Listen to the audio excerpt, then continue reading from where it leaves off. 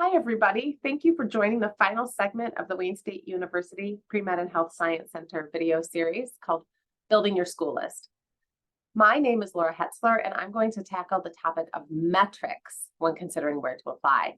We're going to talk about why the numbers are important, how to use them, and what tools are available to help you do your research.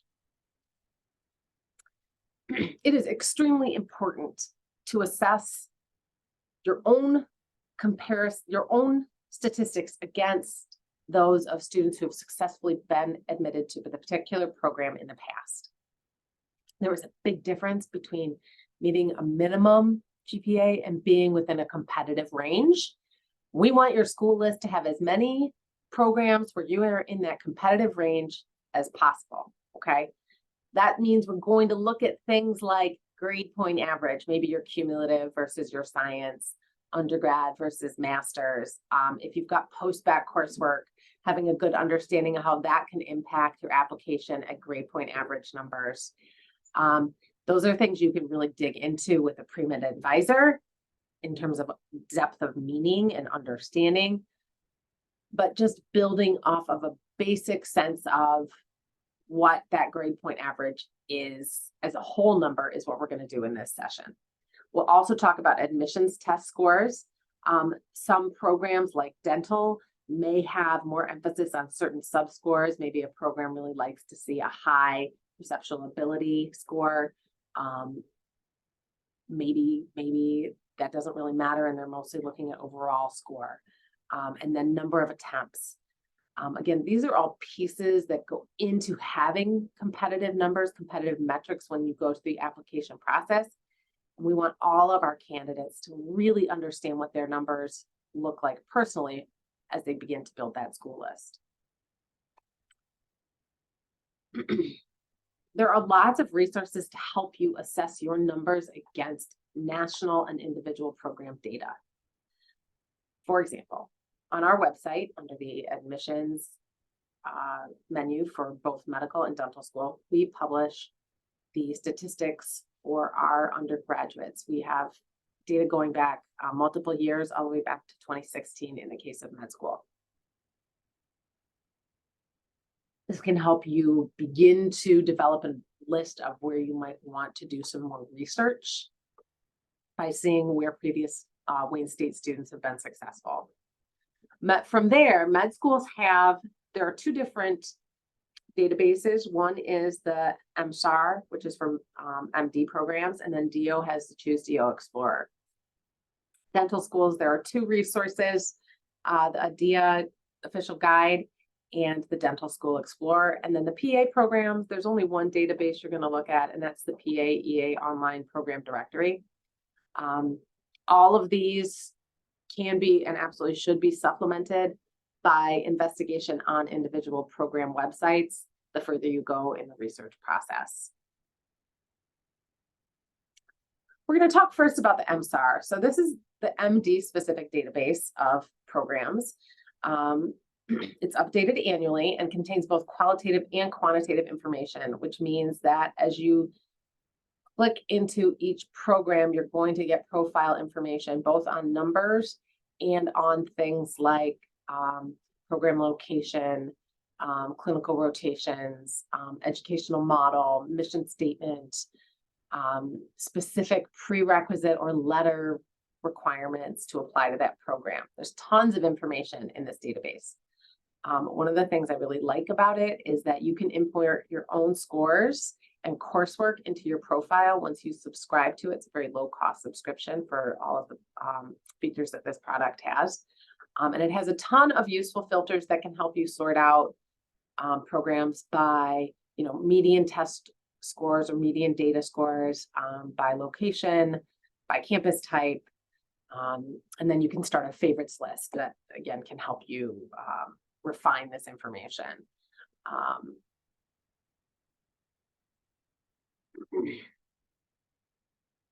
Probably the best place to start your big, broad search for MD schools. There are two types of data that you should be looking at early on in creating this list. One is found in the acceptance data menu. It's called the matriculation data for first year class. So what this shows you is the comparison between the number of students who had a verified application submitted to this school and the number of students that the school interviewed, and then the number of students who eventually attended or matriculated at that particular program. Right now, I've got Wayne State University School of Medicine pulled up as an example. When you look at it, you can see they had a very large number of verified applications, nearly 10,000. They interviewed approximately the same number of in-state students as out-of-state. When I say that, I'm combining both the out-of-state and the international students. Wayne State is very Canada friendly, so we see a lot of international students from Canada applying to and gaining admission to the Wayne State School of Medicine. And so we have 560 in-state, and then when you combine out-of-state and international, they interviewed about 542 students in those residential categories. Please remember, in-state means the state of residence where you pay taxes. As a public school, that is something that Wayne State School of Medicine takes into account. And it relates to, again, where you paid taxes, not where you attended college. So a student, a Canadian student who's attending Wayne State as an undergrad is still considered an international student, not an in-state student. Once they got through interviewing all of those students, eventually they had 178 in-state students matriculate and 101 out-of-state plus 13 international. So 114 non-Michigan residents eventually attended Wayne. This is fairly typical. Wayne State is a pretty out-of-state, non-resident friendly public institution. But we do send more of our Wayne State undergraduates to our own School of Medicine than we do to any other med school. Now, those are pretty good numbers. Hopefully that gives you a sense of kind of the data points and what to think about at each data point. I do want to compare it to a program that might seem like a good fit, but as we dig a little deeper into data, you're going to get a sense of maybe why or why not it's a good choice for you to apply to. So I pulled up Brody School of Medicine at East Carolina University. I did that by moving my MCAT median sort to a range of 504 to 510. We know that our average Wayne State student who applies to MD school and is successful has about a 508 MCAT with a 374 GPA. So this is right in my range. It really seems like it's in the sweet spot based on the sort that I did. But after I did that sort, I went down and I looked at that matriculation data chart. And one thing that jumps out to me immediately is that very few out-of-state candidates had verified applications. And in fact, of the 4 people who didn't live in the state of North Carolina, none of them were interviewed or offered a seat. So that's just a quick data check for me as a potential candidate. It should be pretty clear by looking at this information that there's not a lot of point in applying to this school if you don't live in that state. If you did clicked on through their profile a little bit further, you would see how it talks about training doctors to practice in a particular region of North Carolina, and that's their mission. But without doing all that clicking through and reading, I can look at this chart and get a pretty good sense of whether or not it's worth my time as an out-of-state candidate to apply to this institution. I can take them off my list and move on. All right. So the other place where data really comes into play on MSAR is when looking at grade point average and MCAT. I really do like the way you can plot your individual data versus group data. So for the rest of the examples here, I've used our Wayne State average successful candidate number, so that 374 GPA and the 508 MCAT, to continue to look through the data. In this sample, you can see that 374 total GPA is pretty close to all accepted in-state applicants to this school. This is a pretty healthy match in terms of academics. If you were selecting different radio buttons, you would notice that maybe your all accepted applicants for this school, maybe those numbers are higher than all matriculated students. It's because students with strong numbers tend to have multiple admissions, so they drive up all that accepted applicant data. But eventually everyone has to settle on a single program, so matriculated data is frequently a little bit lower than all accepted. And again, using that in-state versus out-of-state as you're looking through your program list, remember that you really will be much more competitive at private institutions when looking outside your home state of residence. The last thing I want to point out here is the percentile range. On the GPA screen, this is in orange, the light orange versus the dark orange. Remembering your statistics, which hopefully you've taken or have taken soon, the median score. So that's the point at which there's an equal number of the data set above the median is the same as the data set below the median. So an equal number of students with higher MCAT scores than this were accepted, and an equal number were at the lower end. They use the 10th to 90th, so they've eliminated those extreme outliers by just showing 10th to 90th. And I really want students to focus on that 25th to 75th percentile range. So finding a good number of programs where you're in that strong 50th percentile can really help you have a list of programs that are realistic for you versus all having reached schools. Or conversely, picking schools where you're too high if you've got numbers that are very, very high for a school, you may not even get an interview because they're not sure that they'd be able to attract you as a candidate. So having a healthy number of schools where you're that 25th to 50th to 75th percentile range is really an important part of this. Now, when I think about our students academically, day-to-day on the grind, show the same kind of strength as their national counterparts, with that 3.74 being the Wayne State undergrad average GPA versus national of a 3.75. In this last cycle in particular, we saw that our MCAT score for our candidates was several points lower than the national median.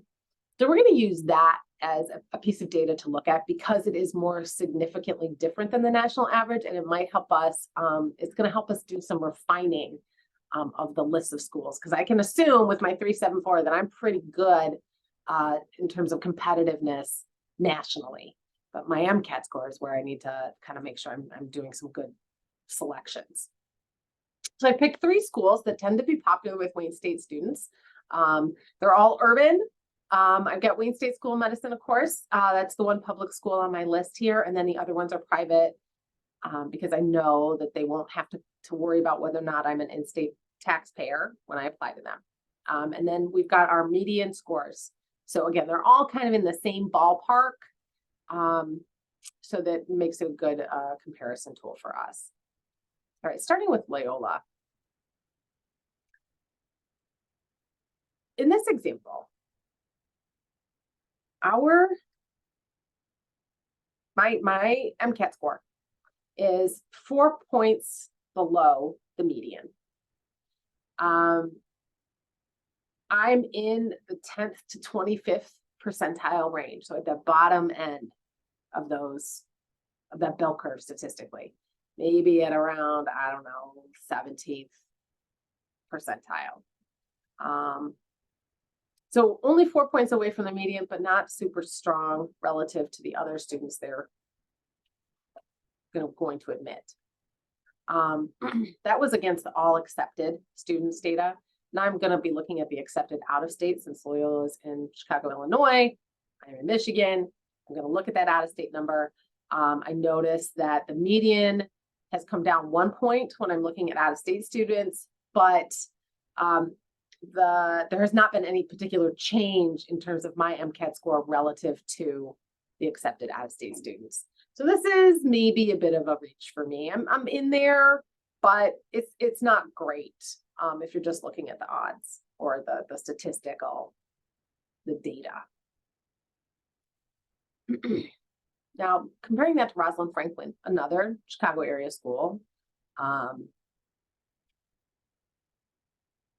their median is 1 point higher than Loyola's was.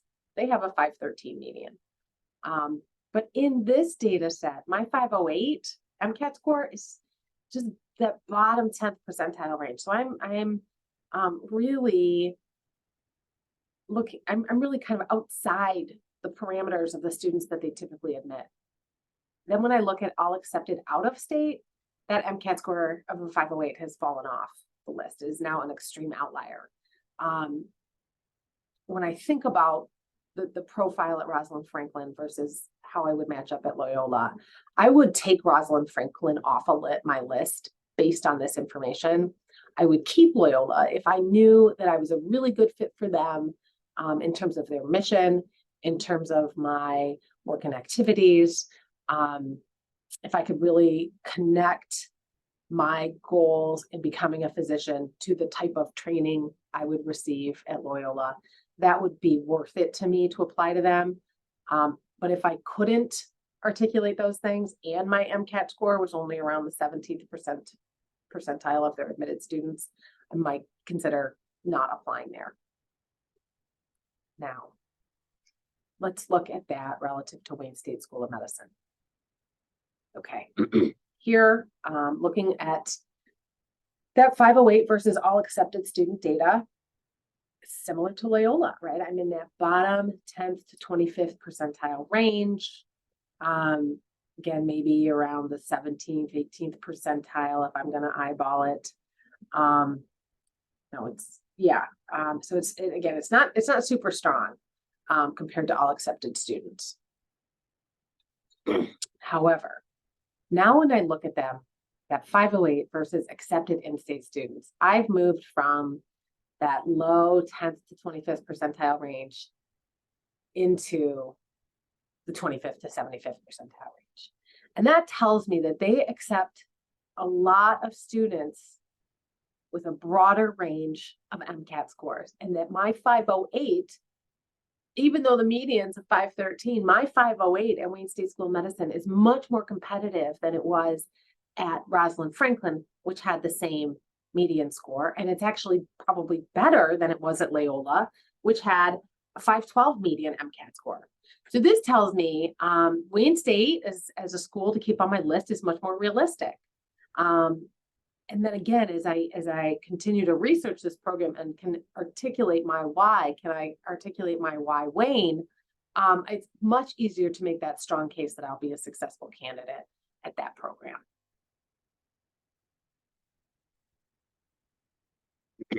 Now, unfortunately, none of the other programs allow us the same sort of flexibility in examining data. But let's talk about what you can get when you're applying, let's say, to dentistry. Dentistry will give you percentile ranks. It gives you the 5th and 95th percentile for admitted students at that particular program. This University of Michigan School of Dentistry. You really want to look at your mean. When you're applying dental, I'd like to see you at or above multiple programs so that you know that statistically you have a strong shot. Again, this is a school that has a very broad range of DAT scores, and knowing, if you're closer to that 22.5 versus the 19 can help you make some decisions. The closer you can get to that mean or the further ahead of it you can be, the stronger your school list is. They also report out the applicant residence for interviews and offers. We did not have space to show it within this presentation, but it is important information to look at for the same reason that we covered earlier in terms of assessing your likelihood of moving from the review stage to the interview stage. DO and PA. DO programs have the Choose DO Explorer. There is no big table comparing data. You're going to want to use the mean GPA and MCAT scores that they provide for you. That is all available in the DO Explorer, unlike the PA program, which you're going to be looking for individual websites. On PA programs, I really want you to see if you can find class profiles. PA programs tend to publish minimum to apply, which can be significantly different than minimum or than the class averages. So look for those class profiles.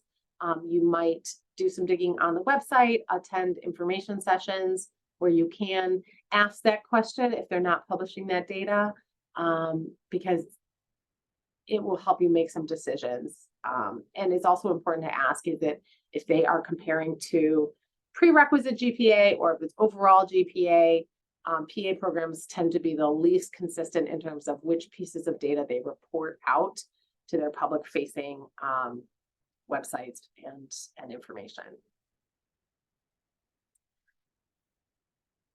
Hopefully you're starting to get a sense of how investigating the data is a critical piece of creating the school list, and that what you see published as a median score can be a little misleading in terms of whether or not your numbers are fit for that particular program. So it's really important to do some investigation.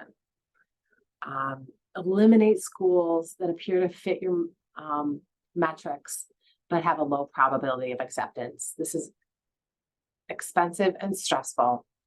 I don't want you to waste time and money applying to programs when you've got a low likelihood of being admitted to those programs. To review further, please feel free to schedule an appointment with any one of our pre-health advisors using stars.wayne.edu. I hope you found this series to be a valuable resource and that we'll meet together sometime in the future. Bye now.